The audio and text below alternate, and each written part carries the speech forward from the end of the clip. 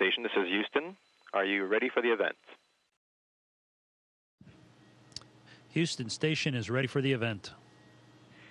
Associated Press, this is Mission Control Houston. Please call station for a voice check. Station, this is the Associated Press. How do you hear me? Yes, AP, I hear you loud and clear. Well, hello, Rick. Greetings from the Kennedy Space Center. Seems you've had a bit of excitement up there this week with the cooling glue problem. I was wondering if you could tell me what's the latest that you're hearing from the ground on the situation. Yeah, well, we're probably a little bit behind the loop because the folks are, just gathering down in Houston. But what we heard last night was that they were still troubleshooting the valve that is having problems. And, of course, if that doesn't, they've got a whole series of fault tree items that they have to work through. And the worst case is that if they can't get that working, we're going to have to go out EVA and replace the pump module. Well, tell me, if you have to go out on a spacewalk or 2 or 3, would you consider that sort of an unexpected Christmas present? How excited would you be about that? Yeah, anytime you have something like this, it's good news, bad news. Of course, the bad news is the station's having problems and we have to go out and do a repair. The good news is, is we have the spare parts, we have the training, we have the skills, and of course, going out and doing a spacewalk is always very exciting, yet very challenging. Well, this job in particular, how difficult would it be for you? And would you have any concerns regarding possible helmet flooding, or has that issue been put to rest more or less? Well, in overall, this is one of the many EVAs that we practice, contingency EVAs, in terms of replacing a large module. So obviously it's challenging, but I would call it, it's a middle-of-the-road type of a swap of a large ORU. In terms of the helmet flooding, that issue, as far as I know, is still being worked, but we have several safety measures in effect that will protect us if we have any problems. Could you list like 1 or 2? I mean, what would you do? Would this be testing when you put the helmet on before going out the hatch? Well, of course, before we go out the hatch, there's a long EVA prep where we are in the suits for a period of time, and we're testing the suits at for pressure checks and making sure everything's working properly. So that hopefully will give us any problem, or hopefully, if there's any problems, they will appear at that point. But we don't expect any problems. And if anything happens during the spacewalk, of course, so one of the options is to quickly return to the airlock, just like what happened on the previous EVA. Well, now, I'm wondering how life aboard the space station has changed for you in the last day or 2 because of the power down of equipment. Give me a sense of what it's like up there now, whether it's a little slower life for you. Is it quieter since so much equipment is shut down? Just give me a sense of how the changes in the last day or 2. Okay, yeah, it's really not that much different. Basically, some of the science experiments have been shut down just due to the lack of cooling, as you know. And really, it's not any quieter in here. We still have lights. We still have the toilet working. We still have food to eat, and we're still very comfortable up here. So the biggest problem is that we're just not taking the time during our schedule to do as much science as we normally would. We had to cancel some events due to the lack of the experiments being able to be turned on due to the lack of cooling. So the biggest impact to us was really just some of the experiments and the procedures that we had planned to work were canceled or postponed until we get this problem resolved. So it sounds like you might have a bit of a little more breathing room up there to do other things. How are you spending that extra time? Yeah, I have a little extra free time yesterday and a little today, but really just getting caught up on various things, reviewing procedures that we may have to execute tomorrow for various experiments. We did do some medical research today, and so just basically trying to stay ahead of the vehicle. When I get this free time, I just basically look ahead and see what's coming up in the next few days. Well, Christmas is coming, and I'm wondering if you're expecting any presents aboard the Cygnus when it arrives.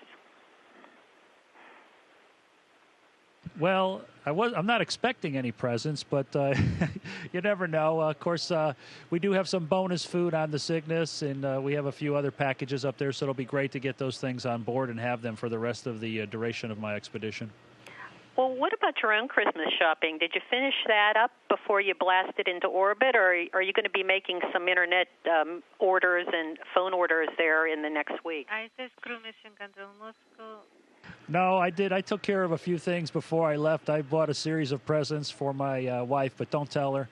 And they're cleverly hidden in the house. Well, I promise not to say anything. What are you going to do to jazz up the space station for Christmas? Are you going to decorate? Is there a little tree? Do you plan on caroling with your crewmates? Special meal? Give me a little details of what Christmas is going to be like for you on board. Well, we'll see. I'm pretty sure we have a bag of Christmas decorations up here, so we'll have to pull those out and decorate maybe one of the modules a little bit. And I'm sure we'll have some special food. You know, we all have bonus containers with a few special items in them, so we'll pull out some of the Christmas-related foods, if we will. And I'm sure we'll have a great old time. The six of us will get together, have some nice meals, and it will be great. Of course, phone calls and video conference with the family will make it great. Well, it seems to me that it might be a bit of a hardship to be away from your family over Christmas and New Year's. But on the other hand, some might think that there's no better place to spend Christmas Eve to experience the true spirit of the holiday than space. What's your take on this? Well, of course, you know, being away from your friends and family during the holidays is not optimal. But if you have to be away from your family on Christmas, and this is sure not a bad place to be, you know, floating around in low Earth orbit, it sure is a rare opportunity, and I enjoy it greatly. I guess it's a matter of how, if we get some free time, which I'm sure we will, to think about the fact that it is Christmas and we spend some time in the cupola, maybe looking back at the Earth. I think we'll have some time to reflect on that and enjoy ourselves. Well, in the time you've been up there so far, what have been some of your more enjoyable moments, or just chat a little bit about the whole experience of really living in space, not just going up to visit, but making it your home? Yeah, it's great. It's quite different than a shuttle mission. All my previous experiences, you know, on shuttle mission, and you're constantly working. There's very little time to look out the window for any length of time. So, of course, I've really enjoyed the Earth observations, targets that they send up, and trying to find these various small things to photograph. And just looking out the window during your free time, of course, is quite enjoyable. But I definitely can feel my body adapting in terms of after only 2 or 3 weeks on a space shuttle mission, you don't fully adapt to weightlessness, I believe. It takes a few more weeks. So that's been interesting also to feel how I feel so much more adapted and comfortable in this environment. What has been the hardest transition, do you think, of moving into space for a long haul? Well, I don't know. There's really, obviously, the hardest transition is the first few days when your body's going through a lot of changes, going from the 1G environment to the weightless environment. You're losing a lot of fluid. Your vestibular system is still adjusting. So that's the most difficult part, but that doesn't last very long. Well, tell me, are you going to be keeping a sharp lookout for Santa and his sleigh on Christmas Eve? Oh, we're always on the lookout for Santa up here. We got a great vantage point, so yes, we'll keep an eye out and we'll report any sightings. Well, will you do that? Because there are a lot of children on this planet, including my son, who are going to be keeping an eye on that. So listen, Merry Christmas, Happy New Year, and good luck through the rest of your mission. Thank you very much. It was great talking to you.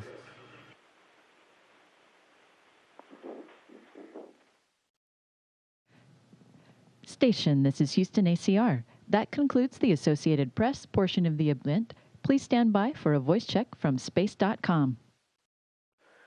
Station, this is space.com. How do you hear me? Space.com, station. I hear you loud and clear. How are you today? Doing great, Rick. Thank you so much for having the time to talk with us from the station today. This is Tariq Malik at Space.com. And to start out with, we heard about the cooling problem that you're working on the station there, and was hoping to find out what you've heard in the latest from Mission Control and what kind of systems you've had to power down. It seems like you have a lot of lights up there.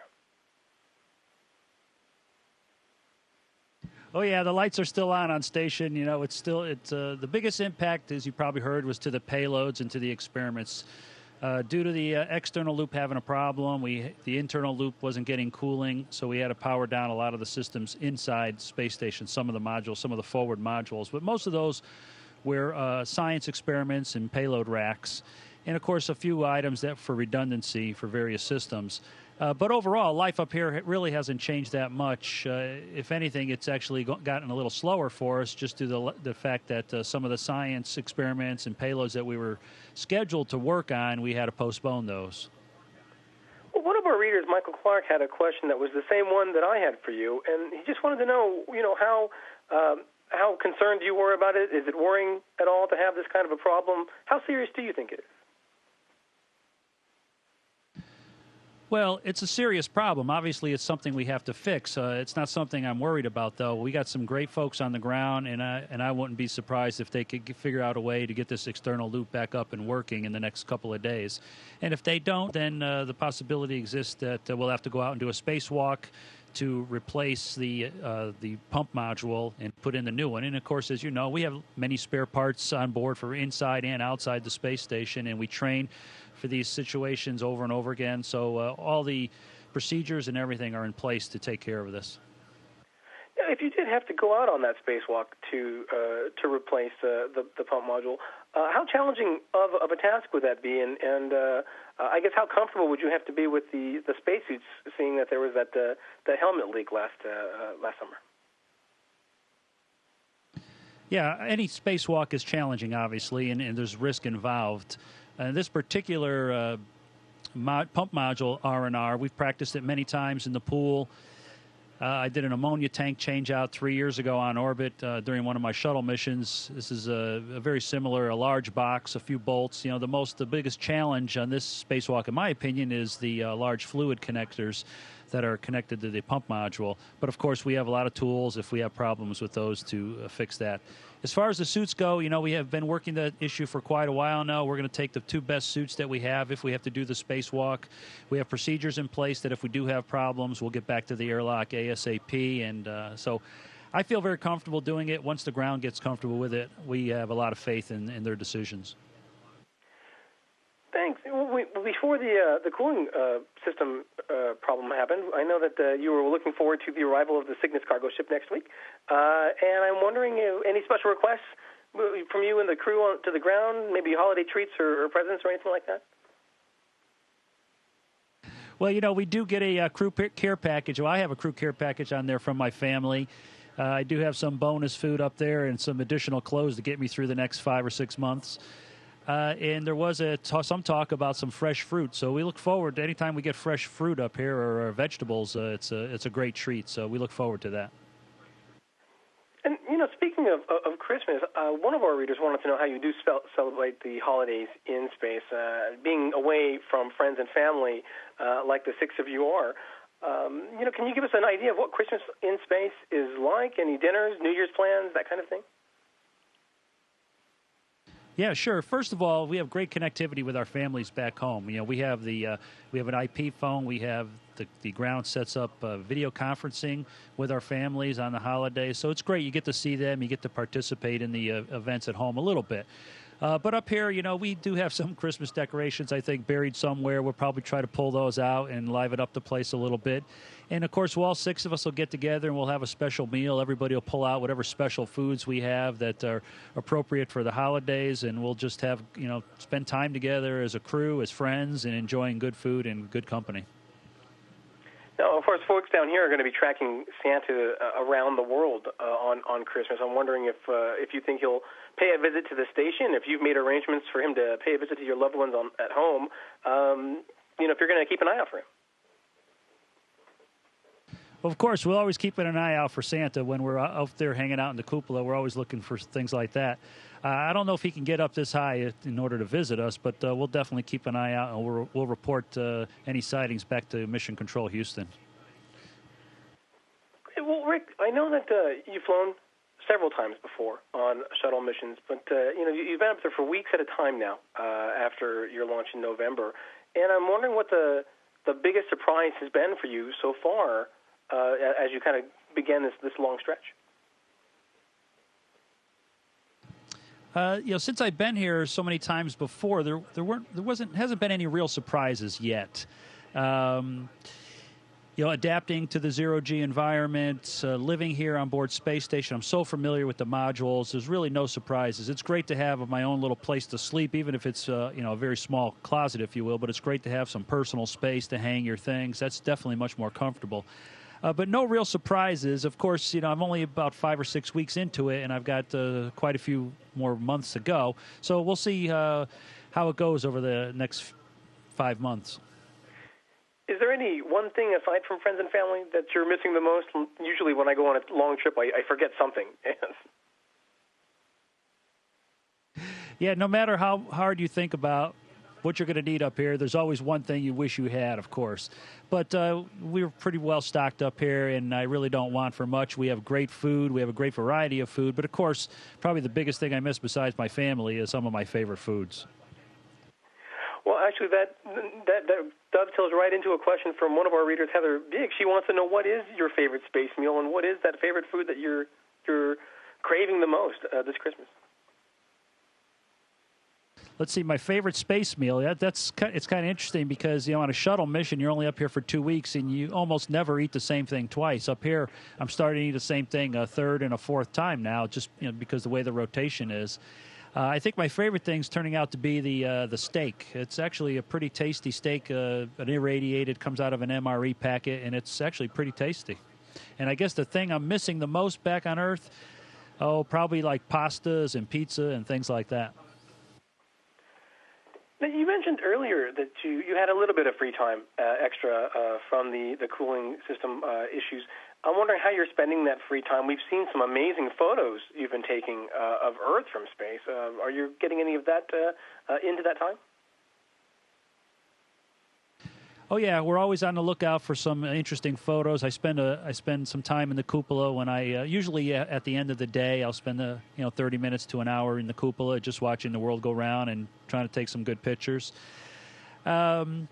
Mostly what I do in the free time is I'm kind of looking ahead. I look at this as like flying an airplane. You got to try to stay ahead of the vehicle. So I'm looking at tomorrow's activities or next week's activities and seeing where I can get ahead here and there. But mostly just enjoying myself, looking out the window in the cupola, calling home and talking to the family and making a few phone calls to friends. Now, I've seen photos of you literally standing on top of the world in the cupola and amazing images of volcanoes and clouds and just the striking view of space. I'm wondering if there's one so far, if you can pick a favorite site or a moment that was just like, wow. Well, I think I've had so many of those. Like I said, on the shuttle missions, you just don't get the time to spend in the windows like I do now. We've been going over Patagonia, the southern tip of South America, quite a bit, just the way our orbits spin, and that's an incredible area. And every time you look out the window at that place, you find something even more beautiful than last time. One of the more puzzling things I saw the other day as we're going over the Andes was looked like some kind of a valley where an avalanche or something had taken place. I would love to know what was going on down there at that time. So many great things we see from up here. Great. Well, one of our readers, actually, his name is Naul Quoto, was wondering about the Geminid meteor shower. We saw some photos from the station of Comet Ison lately. Are you hoping to see a shooting star through the window? Yeah, in fact, every once in a while when you're out in the cupola and you got the lights turned down and your eyes are adjusted, you could see a shooting star. They're pretty rare. It takes a lot of patience, obviously, to find one of those. I think I've seen one or two up here since I've gotten here, but like I said, it takes a lot of patience and a lot of time sitting in the cupola to see them. Great. Well, Rick, I'm out of time, but thank you so much for having the time to talk to us today from the space station, and all the best in Expedition 38 and 39. Thank you very much. It was great to talk to you. Station, this is Houston ACR. Thank you. That concludes our event. Thank you very much, ACR. And thank you, AP and Space.com. Station, we're now resuming operational audio communication.